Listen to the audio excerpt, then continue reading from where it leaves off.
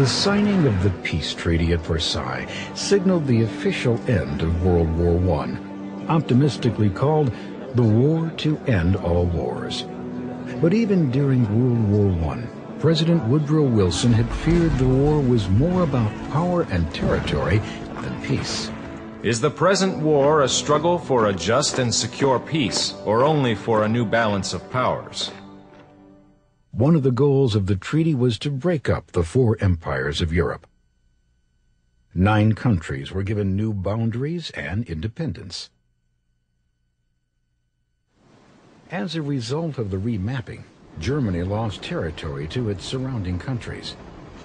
The treaty demanded Germany accept full blame for World War I and pay huge sums of money called reparations to the victorious nations.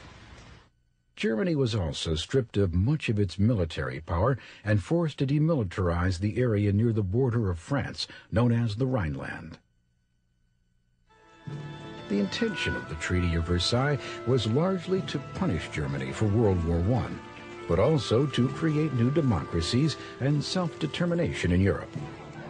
But huge war debts, hunger, and unemployment made it difficult for some democracies to flourish.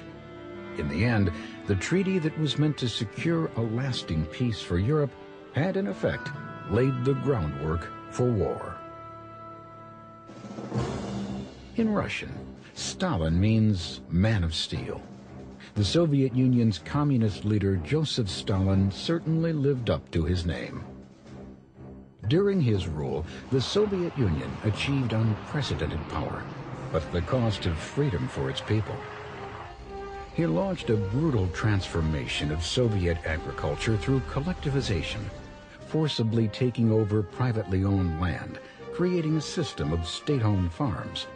He also took control of manufacturing and production, creating huge government-controlled industries.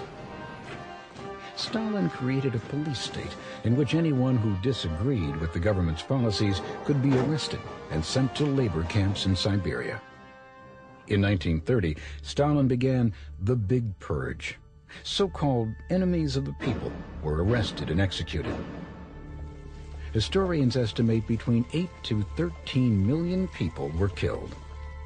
By 1939, Stalin had firmly established a totalitarian communist government with complete control over its citizens. All opposition was crushed. In Italy, similar events unfolded shortly after World War I. In 1919, dictator Benito Mussolini, Il Duce, or the Chief as he was called, began his rise to power. Mussolini became popular because he promised Italians he would rebuild Italy and create a new Roman Empire. Mussolini created a political movement called fascism, and in 1921 he became a member of the Italian parliament. In 1922, he and thousands of his fascist supporters, known as the Black Shirts, marched into Rome, demanding the Italian king give him power to lead the government. Not wanting to start a civil war, the king conceded. Mussolini was sworn in as prime minister in October. Like Stalin, Mussolini crushed any and all opposition to his totalitarian regime.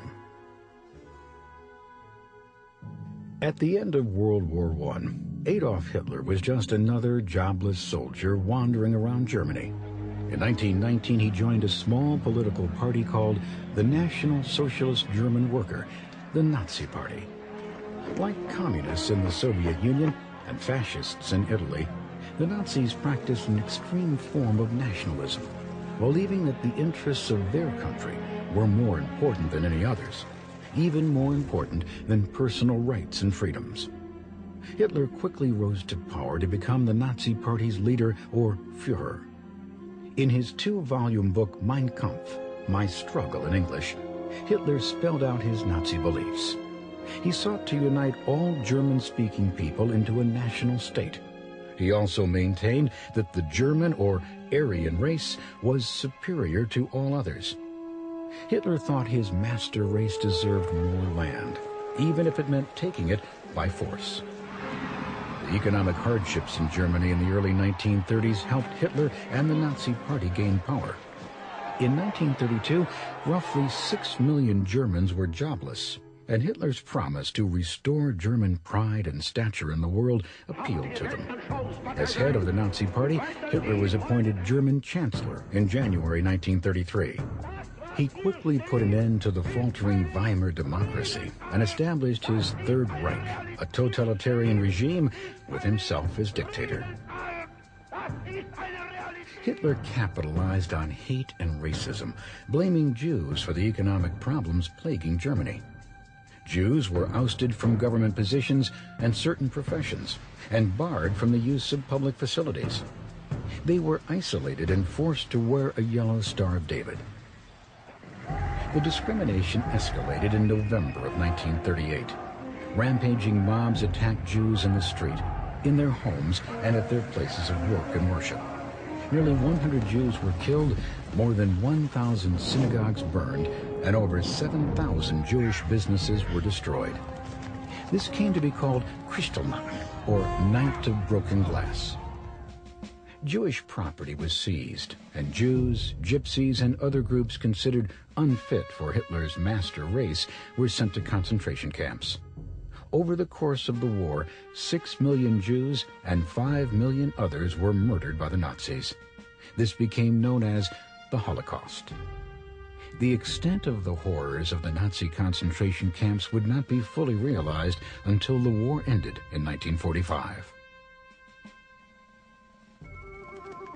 Though the young Emperor Hirohito led Japan, the true power during the 1930s was in the hands of the Japanese military. The country was gripped in a frenzy of nationalism, and like Germany and Italy, desired more land and resources for its growing population. In a surprise attack, September 1931, Japan invaded the Chinese province of Manchuria. Japan saw Manchuria as the first step in its desire for domination of China. The League of Nations, established to help keep peace after World War I, condemned Japan's invasion, but did nothing to stop it. In turn, Japan simply quit the League. By 1936, the clouds of war encircled the globe. Germany and Italy formed an alliance they described as an axis, around which Europe would revolve.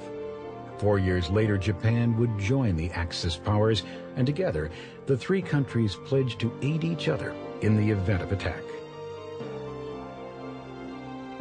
The extreme political philosophies that emerged during these troubled times appealed to many people worn down by economic hardship.